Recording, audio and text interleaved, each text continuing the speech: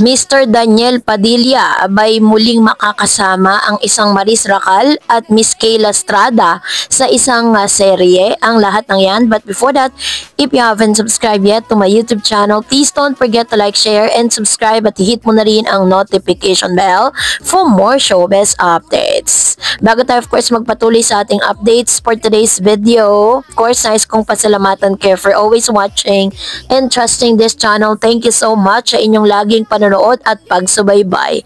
At ngayon bago tayo dumako sa ating proper topic for today's video, ay meron po tayong napiling comment of the day patungkol dun sa ating last update. Sabi ni Miss Sally Lorenzo, sana magbalikan na sila. Alam ko mahal pa nila ang isa't isa. Wala na tayong pakialam kung sakaling magbalikan na sila. Yung mga naliling sa kanila, fake news lang yon. Forgot the past and forgiven now. Kung mahal pa nila ang isa't isa, wag nating hadlangan.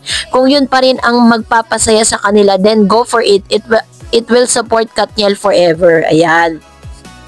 So, marami pa rin kasi mga Katniel fans kasi para lang po sa kalinawan ng lahat na nagkaayos na po sila, yes, pero hindi po sila nagkabalikan. That is yun po yung pinaka-realidad patungkol sa kanilang sitwasyon ngayon. Pero, ito na, pinag-uusapan kasi ngayon ang pagpasok ni Miss Maris Racal bilang bagong leading lady ni Coco Martin sa Batang Quiapo. Matatandaan na nalilink din si Daniel Padilla sa isang Maris Racal, So, dahil po dito, talagang grabe po yung mga ipinapakita ni ito pong si Direk Coco Martin dahil halos karamihan ng mga kasama niya ngayon ay galing po sa serye ng Incognito.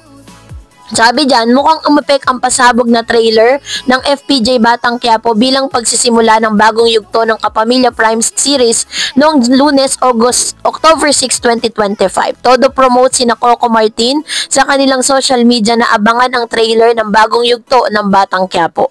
Pasabog ang trailer nito at pinag-usapan sa social media ang maaksyong eksena ni Maris Racal. Hanggang ngayon, Martes, October 7, ay trending pa rin siya sa ex na dating Twitter. Pinuri ng netizen ang isang Maris dahil grabe po yung kanyang ginawa doon talagang maaabangan na. Sabi pa ng iba, akala ay hindi bagay si Maris maging leading lady ng Kapamilya Primetime Kim, pero pwede naman daw pala. So sa kanya pong post sa kanyang Instagram, labis yung kanyang pagpasasalamat. Sabi ni Maris, still can't believe I'm part of Batang Quiapo. Excited for this era. Maraming salamat. Ayan. Si Maris ay gumanap bilang si Ponggay na kaya ang leading lady ni Coco Martin, So, talagang pinakita dito ni Miss Maris Racal na she can do it. Sabi niya sa bagong yugto ng Batang Quiapo. So kaabang-abang nga ang ilan sa mga eksena. Nagsimula na ang bagong yugto ng Batang Quiapo nung Lunes at dumikit ang rating nito sa Encantadia Chronicles or Sangre. Consistent kasing mataas ang rating ng Sangre at medyo lumalaki ang agwat nito sa Batang Quiapo. Noong Biyernes, October 3 ay nakapagtala ng 13.8 rating ang Sangre. Ang Batang Quiapo ay 10.2%. Sumunod ang Sanggang Dikit na hindi naman lang nadikitan, It's Okay Not to Be Okay, naka 9%. Sanggang Dikit hanggang naka 4.7 naman. So, ibig sabihin, maganda po yung pagtanggap ng mga tao sa pagpasok nga ni Miss Maris. So, dahil po dito, pinag-uusapan din na meron din po ba tayong aabangan kasi meron pong lumabas na photos na kung saan nakikipag-usap na si Coco Martin sa ABS-CBN para po kunin ito pong si Mr. Daniel Padilla bilang guest. Abangan si Daniel Padilla sa Batang Quiapo. Yan po ang ilan sa mga lumalabas ngayon sa social media. So, pero nung sinesearch naman po natin, wala pa tayong makita mga ebidensya na talagang papasok po siya dito sa serye na to. So, kung mangyayari po yun, pati po si Kayla Estrada, makakasama niya yung kanyang tatay, tapos si Miss Maris Racal, tapos si Daniel Padilla, tapos nandun din po yung isa rin sa mga magaling na kontrabida, si Baron Geisler. So, parang napasok na po nila ata ang Batang Quiapo dahil ito nga medyo nagiging inconsistent kasi yung rating nung nasabing show, kaya talagang ipinapasok nila yung mga magagaling, yung talagang masasabi mo talaga na panonoorin talaga ng tao. So pagkatapos yan tumanggap ng award ni Mr. Daniel Padilla sa kanya pong sa kanyang bilang Asian superstar, No, sabi po doon, Asian superstar po siya eh. Tumanggap po siya ng award, ay nakauwi na po siya ng bansa. At the same time, is inaabangan din ng ilang mga fans si Mr. Daniel Padilla kung ano po yung next na gagawin niya. So, inaabangan natin kung totoo ba ang mga bali-balita na magi-guest po siya or magkakaroon siya ng karakter. Pero I think hindi po, parang kung papasok kasi siya sa Batang Quiapo, parang magiging ano lang siya, hindi siya magiging parang bida doon, ano? Kasi syempre pambida si Mr. Daniel Padilla.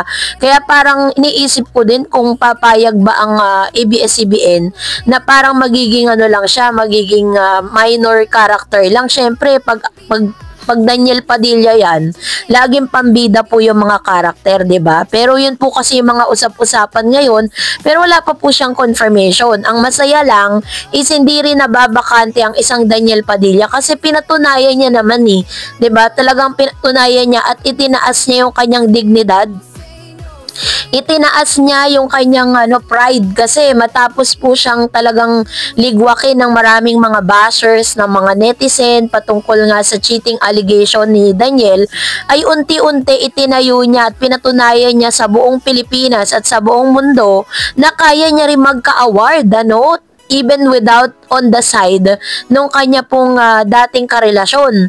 So, sinasabi din na masaya na rin ang relasyon nitong si Kayla Estrada at si Daniel. Pero syempre, marami pa rin mga fans si Daniel at ni Kayla, or lalo-lalo na ni Daniel Padilla, na mas maniniwala pa rin talaga kung kay Daniel Padilla mismo manggagaling ang mga confirmation na talagang nasa relasyon na sila ni Kayla. Kasi ganon din naman si Catherine eh.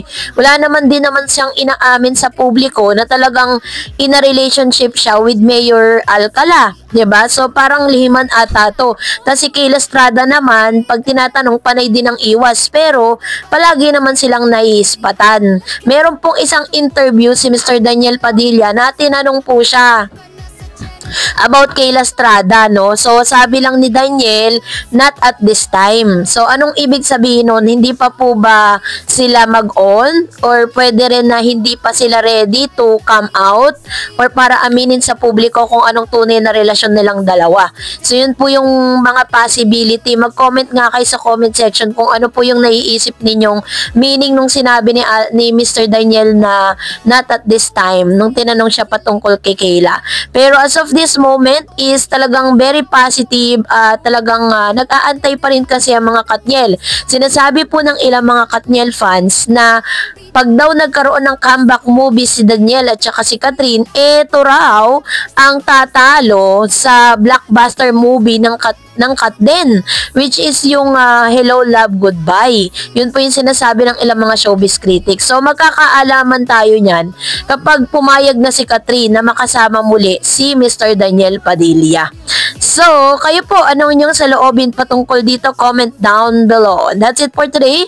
For more videos and updates, please don't forget to like and subscribe, and please don't forget to follow my Facebook page, Dar Eds TV. God bless everyone!